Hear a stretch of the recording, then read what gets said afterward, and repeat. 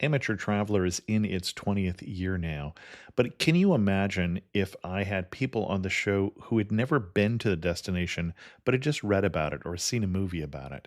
That wouldn't make any sense at all, and you wouldn't listen. We all know how important it is to receive advice from people who know a destination to get the most authentic local experience. And a great option for experiencing this is Explore Worldwide and their authentic small group adventures, led by local tour leaders, perfect for solo travelers who want to meet like minded people with a desire for adventure. I'm often an independent traveler, but two of my last three trips were with small group tours because they organize everything and it's a lot easier. If you want to recreate the tour I did to Malta, they have a Malta and Gozo Discovery Tour. I'm intrigued by one of their tours called A Taste of Sicily. The company again is Explore Worldwide, and visit exploreworldwide.com to learn more. And thanks to Explore Worldwide for sponsoring this episode of Amateur Traveler. The nights are long, the days are short, and the weather is chilly to downright cold, depending on where you are. It's a good time to slip into a Quince iconic Mongolian cashmere sweaters, which start at only $50. You can treat yourself to everyday luxury at an affordable price with Quince. If you really want to dive into luxury, you can check out their leather handbags, washable silk shirts, and European linen sheet sets. Whatever you're looking for at Quince, all the prices are 50 to 80% less than similar brands, and they do that by partnering directly with top factories and cutting out the middleman. They only work with factories that use safe, ethical, and responsible manufacturing processes. And of course, they use premium fabrics and finishes for that luxury feel in every piece. But you've already heard me rave about my Quince travel pants. Treat yourself this winter without the luxury price tag. Go to quince.com/traveler for 365-day returns plus free shipping on your order. That's QUINCE.com/traveler to get free shipping and 365-day returns. Quince.com/traveler. And thanks to Quince for sponsoring this episode of Amateur Traveler. Got my bags packed on a roll. I'm heading out there and I'm ready to go. Looking real good in my passport photo. Oh, no. Amateur Traveler episode 282. Today the Amateur Traveler talks about green rice terraces, rugged karst mountains, and blue skies of the Guangxi region of southern China. I know that I should be heading home, but maybe not today. Welcome to the Amateur Traveler. I'm your host, Chris Christensen. Before we get into this week's interview, I do have three news stories for you. The first one, if you're thinking of picking up women in an airport, you may think better about having the pickup line be, have you ever wondered if someone could get something onto the plane they weren't supposed to? Yes, that indeed was the pickup line of one Brian Sisko, who now finds himself banned for life from Delta Airlines. And speaking of being banned, the TSA and the Texas government don't see eye to eye right now on the security procedures. And Texas may pass a law that will disallow security agents who intentionally, knowingly, or recklessly touch the anus, sexual organs, buttocks, or breasts of any person, including touching through clothing or touching the other person in a manner that would be offensive to a reasonable person. This has been a bill that has been released into the Texas legislature. And the problem with this is, from the TSA's point of view, they have no problem with Texas having this law, but they have said if they pass it, they won't allow flights to land there. So that's a story that's worth watching, especially if you live in Texas. And then in good news and straight out of the movies, a Colorado woman who didn't know how to fly a plane had to take controls of a single-engine, 4-seat Cirrus prop plane after her husband had trouble breathing and lost control of the aircraft. She was talked through how to fly the plane, but fortunately her husband recovered and took back the controls after 40 minutes in time to land. For links to all of those stories, check out the show notes at amateurtraveler.com. I'd like to welcome back to the show Shawn Farris, who's come to talk to us about Guangxi, China. Shawn, welcome back to the show. Hey, thank you very much. And I say, welcome back. You haven't been on the show for a while, but the last time you were on, you were here talking about Transylvania. I was. That was about a year plus ago. Oh, I visited that recently even. I did not realize that. Oh, well, actually, maybe longer. I lose track of time. And I don't know that there's a tie-in between Transylvania and Guangxi, the region in China. What led you to Guangxi? I had a business arrangement to go to Guangzhou, and my client flew back, and I said, if it's okay with you, I'll make sure you get back on the flight, but I'm going to hang here and have some fun. And can we put it on a map for those people who, like me, are not familiar with where it is? Yes, it's a landlocked province right in the southeast of China, south from Beijing, north from Guangzhou. Okay. And what's the attraction? Why should I go to that part of China? You know, I think it's one of those areas of China that isn't trampled yet by foreigners and tourism. It doesn't have the congestion that you would find in a major metropolitan area of China, and it still has that wide open, blue sky, more rural feel to it. And we teased this show a little bit for people who go to the website with some of the pictures of the region. And we're talking about a region that is much more rural than a lot of pictures we're seeing coming out of, say, Shanghai or Beijing. Oh, yeah. There's no skyscrapers in the areas we're trampling around. One of the pictures I think we posted was the rice terraces, which is actually just a bunch of little villages that you hike up around the rice terraces. Beautiful country.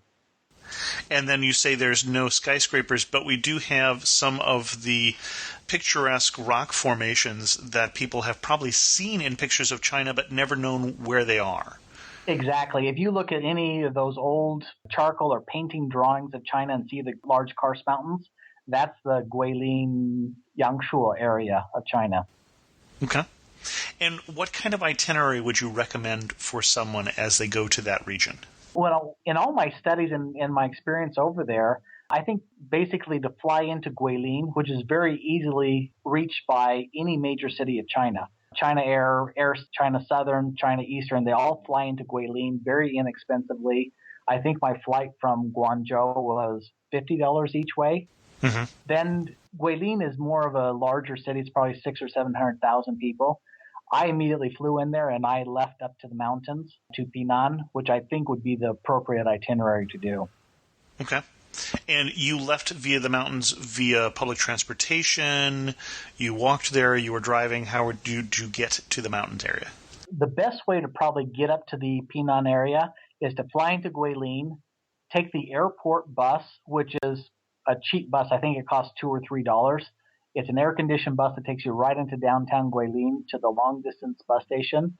And then you take a minibus ride 2 hours up the mountain. It's only about 100 kilometers or 60 miles up the mountain, but it's a 2+ hour drive to get up there. And it's a windy road. It's a beautiful scenic road going up there.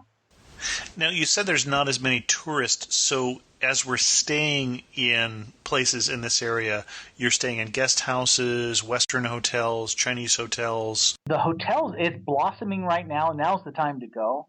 In Pinan, there's plenty of accommodations. The hotel that I stayed in had a double room with a private balcony overlooking the rice terraces, and I think it was $35 a night, and that came with breakfast.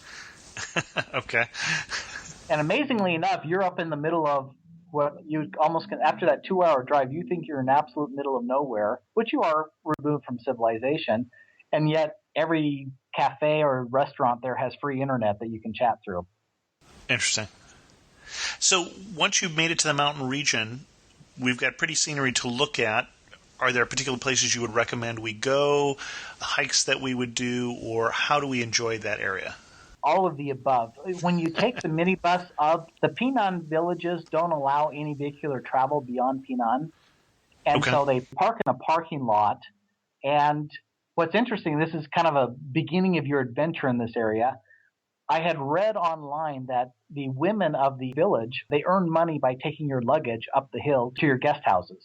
There's no major hotel. There's small guest houses. And so when the minibus pulled up, sure enough, there's this lady. She was probably in her early 60s, wanting to carry my heavy bag, which was about 40, 45 pounds at the time, up the hill to my hotel. I didn't even negotiate the price with her. She charged me $3 to haul my bag up. And I felt almost guilty In fact, I sent a picture over to you of this lady, and basically she's the strongest lady I think I've met. She carried that bag straight up the hill for 15 minutes straight walk to the hotel. I found out later that the hotel I was staying at was at the very top of the hill.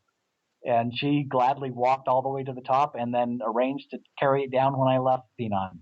As for things to do and see, the rice terraces they have hiking trails all over the place. There are short trails that you can take in 15 or 20 minutes, and then there's longer trails that are 2 or 3 hours worth of hiking up into the mountains there. And are they well marked? Is it something that, because you're not a native Chinese speaker? No, I'm not. Do you speak some Chinese? Very little Chinese. Okay. But the trails were very well marked. The villagers have set up little shops. They dress themselves up in their traditional costumes with the silver. I guess you could get lost up there, but you'd probably have to try. Okay. But there's also, for those that may be a little bit more leery about just venturing off on your own, there's plenty of local guides that you could hire for $10 a day to take you around to all the scenic spots. Okay. And did you hire a guide while you were there, or did you go on your own? I just went on my own. Okay. And in fact, one of the other scenic things to do is the Miao. There's 4 or 5 different ethnic cultures that live up in this area, and they're all distinctly different. One of the cultures that I encountered was the Miao, M-I-A-O village, where they call them the long-haired women, and they never cut their hair. And so they'll take pictures with you, and they'll unwind their hair, and these women are probably only 5 feet 2 inches tall, and their hair stretches out to 5.5 or 6 feet long. Okay. Interesting.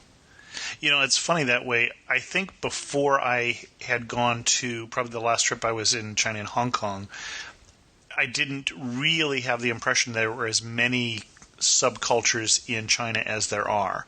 I think most Americans could name Chinese and Tibet and that would be it. And that would be out. Yeah. Okay. No, and that's part of that fun of this region is that you're getting into these subcultures that do exist and they're thriving. Right. Well, even in Hong Kong, I think there are 4 major peoples that people that particular region. So it is obviously more complicated and has a richer history than I think we sometimes have been exposed to. In fact, my impression was the Chinese know more about the West than we know about them. Oh, I'm sure that's true. Yeah. Interesting. What stands out? What was the best moment of your trip? You know, I think best moments of the trip, we haven't talked about Yongshuo yet. That's with the Karst Mountains. Hiking up those mountains, doing the kayaking down the river, the bamboo river raft trips, those were absolutely fun. And it was more of a smaller village or city that you could kick back in and relax.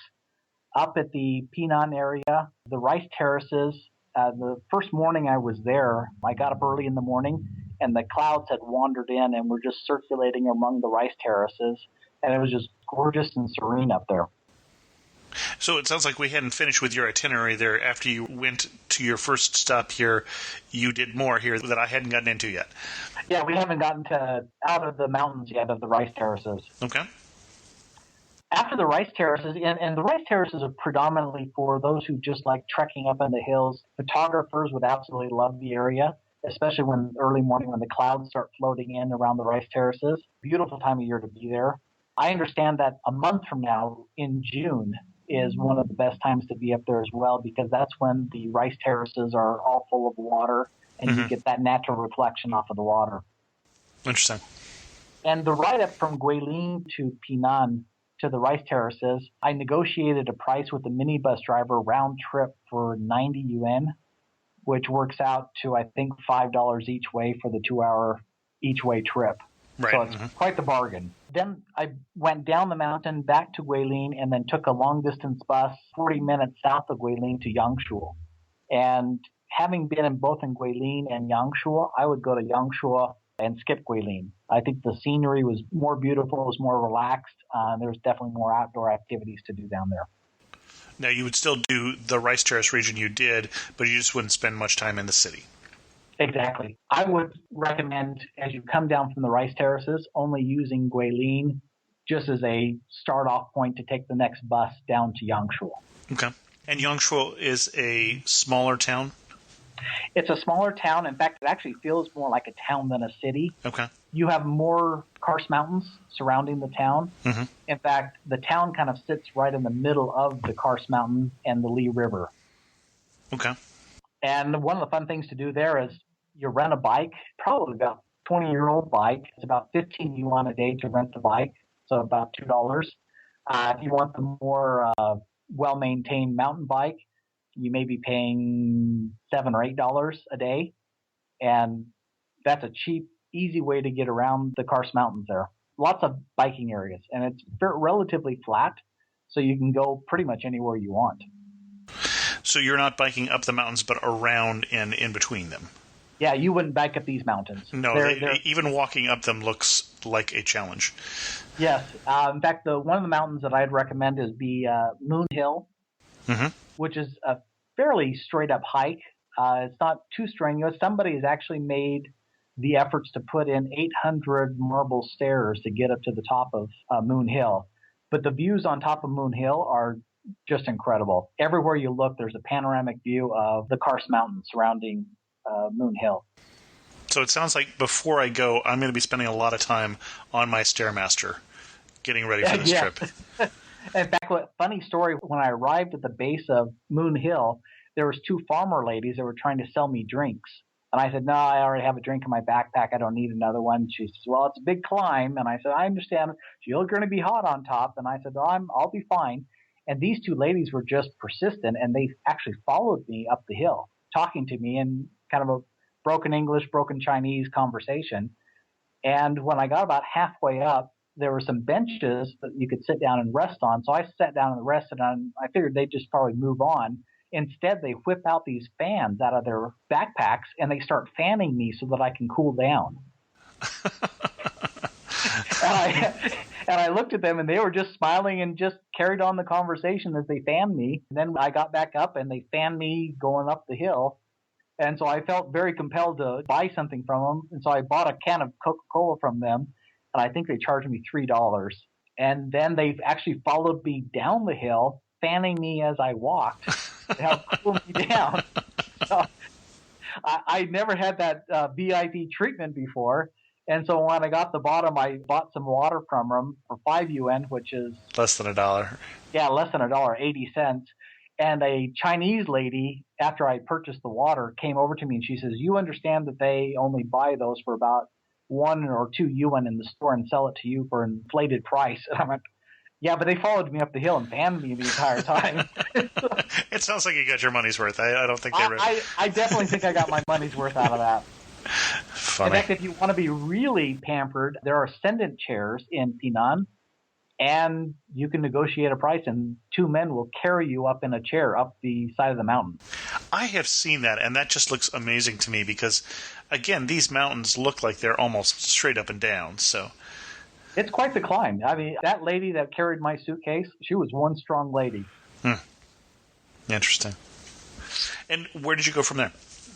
The 2 places that I primarily camped was Pinan up in the rice terraces and then going down to Yongshuo. In fact, you could use Yongshuo as a base to do all sorts of different activities. There's numerous rock climbing opportunities there, a lot of mountain climbing shops with ropes and guides if you want to take them, or you can just rent the equipment and do it yourself. There's hiking up on the Karst Mountain, several Karst Mountains that you can hike up on top. What else is there? Kayaking, floating the river. And you mentioned you did kayaking. Yeah, kayaking was a lot of fun, floating on the river. So is this whitewater or is it more of a float? It's more of a float. Okay. It's more my style of kayaking. There's also markets, smaller villages near Yongshuo that you go to their market. They rotate, and you can find this online, but there's a place called like Qingping and Fuli. These are neighboring villages, and they rotate their market days. And so you can go maybe for $3 or $4 by bus up to one of these villages during the market days and see the new village and shop and buy some handicrafts, whatever you'd like to do. Are there any particular handicrafts that region is either known for or is predominant when you're there? No, a lot of the stuff, there's a famous street called West Street, downtown Yongshuo in the kind of the downtown area, and that sells Tibetan silver. It sells masks. There was a surprising number of Chinese tourists that were there. In fact, I think the Chinese tourists outnumbered Western tourists by 20 or 30 to 1. Mm-hmm. Well, Chinese tourism is really growing very rapidly, too, so it makes sense to go to some of the prettier parts of your own country. Yes, and they do. They travel around. In fact, when I was up at a place called the Butterfly Cave, which is like if you've been up to Carlsbad, or there's a cave up in northern Utah, Timpanogos Cave, you take the tours down through the underground with all the, what do you call those things that hang from the top and the ceiling? Stalactites? Stalactites, exactly. They have several caves around Yongshuo if you like to tour a cave, but they do it a little bit differently there. They have everything lit up in bright colored lights. And so it's not this natural stone that you're looking at. You're looking at the natural stone lit up in greens and reds and purples. And I guess that's their way of making it a little showier. Some caves in the U.S. do that as well, and others go for a more purist approach of only white lights or something like that. Yeah. Just depending on your approach. Yeah, it's just a different way of viewing the cave. Mm-hmm. And then part of the Butterfly Cave and some of the areas right around that area have little shows that the minority ethnic groups will put on. And Mm-hmm. so they'll come out and do dance routines or play their local instruments. And that's fun to watch. Interesting. In fact, I was at one of these performances, and there was probably 250, 300 Chinese tourists that were there watching this program. And I'm the only white man sitting up in the stands there. And I couldn't understand maybe every 20th word that he was talking about in his presentation. And then all of a sudden, all the heads are turning and looking at me. And he's ni hao. And he waves at me and says, "Where are you from?" And I said, "Ne moi." And, "Oh, you're from America. Welcome." And everybody clapped for him, and everybody cheered and clapped on. And then after the program, you can go down and take pictures with these girls that are all dressed up in their traditional costumes. And what was happening is people are asking me to stand next to one of them and take pictures with them and the traditional dress lady. I'm in lots of scrapbooks now. That's funny. You were both curiosities. So, and for those who are not familiar with the Chinese words that Shawn was using here, Megwo, or the name that is used for the U.S., literally means beautiful country, which I've always thought was very nice. I thought that was very pleasant. I don't know how we got the name, but it's very complimentary. Right, exactly. I would say another fun thing to do is they have several English schools around Yongshuo, and they have English corners. And you may have been familiar with some of those around the world, where students will come out at night, usually in the evening, 6 or 7 in the evening, in certain parks. And their purpose of being out there is to find foreigners so they can practice their English. And it was actually quite fun to run into the English corners around Yongshuo and have these students practice their English with them. Now, did you know how to find them, or did you just run into them? Both. I actually had one that I had found on couchsurfing.com, that there's this English quarter, this is how you get to it. When I was eating breakfast in a local Chinese restaurant, which, by the way, was a cheap breakfast at 65 cents. You got to love Chinese for the food prices there. Mm-hmm. When I was there was some students that approached me and said that they were on an English program from Nanning University, but they were there in Yongshuo for a week. And their assignment was to find 3 foreigners and get certain information from them, where they were from, what they were doing, what they saw, what they liked about China. And I got caught up with some of the college students there that wanted to practice their English and complete their assignments. I had ran into that not with Chinese, but with Spanish and English in Mexico City, where there were people at the museum. They had a series of 10 questions, and unfortunately their English wasn't quite good enough that they could understand all the answers yet, but they could ask the questions, and sometimes you could tell that some of them weren't quite fluent enough yet to get the answer you were giving, but I've been there myself, so I understand what that's like. Which is a fun way to meet locals. Exactly. Absolutely. What was the biggest surprise? I guess having been to China's major metropolitan areas, I was expecting this to be much more populated than I found it to be. And that was actually a nice surprise, that it was both scenic and you really could be on the top of Moon Hill and there's only 5 people on top of the entire mountain with you. Interesting. And you mentioned eating local food, eating the Chinese food there. What is the cuisine like there? Is it similar to the other places that you've been? You're a little further from the ocean there, so you're not getting as much seafood as you would, I imagine, like Shanghai. Actually, a lot of river fish. Okay. Interesting. Yeah. And the famous dish in Yongshuo is beer fish. And they sell it in all the major restaurants. And by major restaurants, that's a misnomer because most of these are just little cafes. Mm-hmm. I enjoyed the Chinese meals. I ate cheaply. I ate just what everybody else was eating around me. If you wanted to break and wanted to get more of a Western fare, there's plenty of little cafes serving Americanized or English breakfasts and lunches that you can grab. And pizza, I guess there's a lot of pizza parlors kind of popping up around there. Okay. What do you wish you had known? To spend more time there. Okay. It was one of those things that I had gone south to Hong Kong and Macau before I went up to Yongshuo and Pinan. And especially Pinan, because it takes you 2 hours from Guilin each way to get up there. I wish I had spent and just allotted more time to be up there and to explore. And you took a number of gorgeous pictures, some of which will be in the episode, the enhanced version of this show.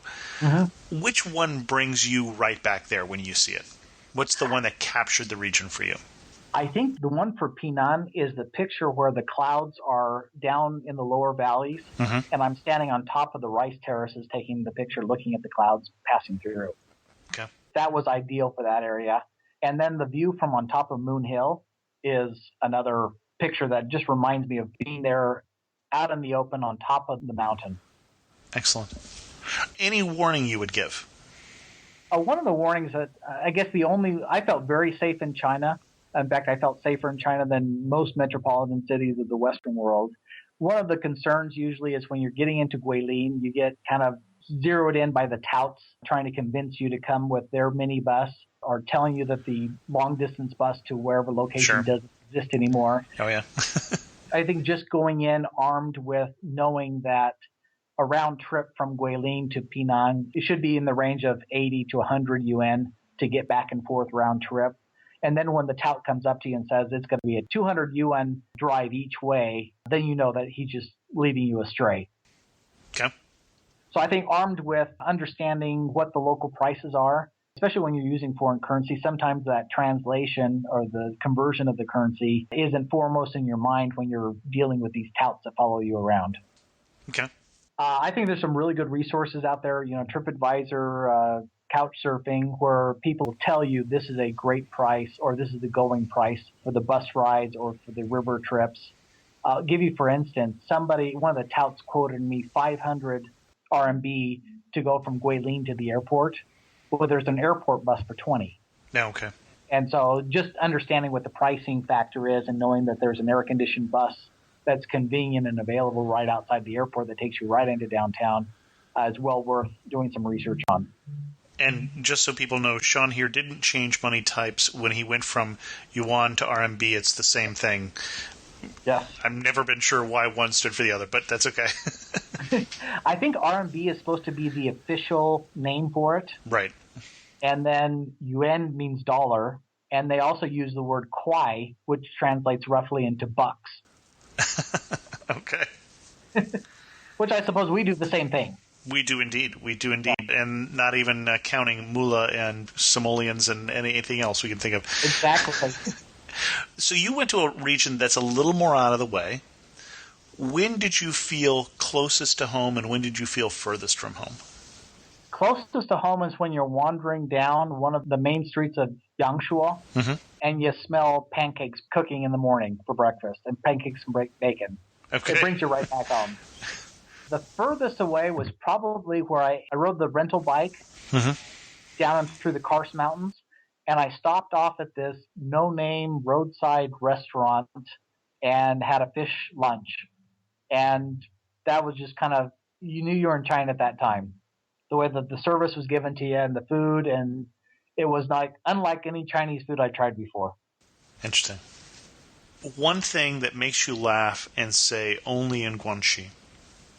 Having two ladies follow you up a steep mountainside, fanning you to cool you down as you go. I think that qualifies. For the price of $2 or $3, and they give you a drink at the top and the bottom of the hill. Is there anything else that you would like people to know if they're going to follow in your footsteps? I think just spending more time. I think you could easily spend 5 days a week in Yongshuo without any problems and having a new activity go on every single day. Penang, if you just wanted to wander and have that scenic serenity, spend a little extra time wandering the villages and being more familiar with the native cultures up there. I was only introduced to 2 of the probably 5 or 6 ethnic groups that live up in that region. Interesting. Okay. Did I tell you to send you the monkey picture? Yes, you sent me a picture. Oh, did I? What's the story behind the monkeys, though? Well, the monkeys were, when you go up into, it's called the Big Banyan area. Mm-hmm. It's a 1,300-year-old banyan tree. Okay. And they've kind of made it a tourist destination. And for tourism, they have trained monkeys that you can sit and take a picture with. And then 100 yards down, they have peacocks that will fan their feathers open for you, and you can take a picture with the peacock. And then you can go sit on a camel, and they have a camel there, the Mongolian camel you can sit on. Interesting. Yeah. They'll fan their feathers, but they won't sell you cold drinks or follow you up the mountains. Exactly. Okay. No, that's hardly worth it. That's right. Final 2 questions. Yes. Finish this sentence. You really know you're in Guangxi when what? When you're viewing karst mountains rising out directly from the town that you're standing in. Okay. It's just scenic beauty. It's just these karst mountains that come out of the middle of nowhere and surround the entire town that you're in. Okay. And we say karst mountains. We haven't really defined our terms here, but it's almost like dragon teeth coming up from the ground here. Fairly exactly. steep. And they go up fairly steep, probably 800 to 1,000 feet straight out of the river bottom. Excellent. And if you had to summarize this region in China in 3 words, what 3 words would you use? More rural. Okay. That's 2 words, but we'll count it as 1. Scenic and just friendly. The people around you were just very welcoming. It was a fun place to stay and inexpensive. I'll have to add a 4th word in there because once you get there, the cost of hotel, food, etc., you can easily enjoy every day on less than $50 a day, eat well, and stay in a nice place to live. Excellent. Well, Shawn, thanks so much for coming back on the show and sharing with us your obviously newfound love for Guangxi in China. Thank you very much. Appreciate it. In news of the community, we do have a spot for the Amateur Traveler This Week in Travel meetup in Vancouver, and that is for Friday, June 10th, starting at 1 o'clock in the afternoon for those people going up to the TBEX or Travel Blog Exchange Conference. And that is 2011 for those of you who are listening to this show somewhat later on. And check out the information at facebook.com/amateurtraveler in the Facebook community for the details there.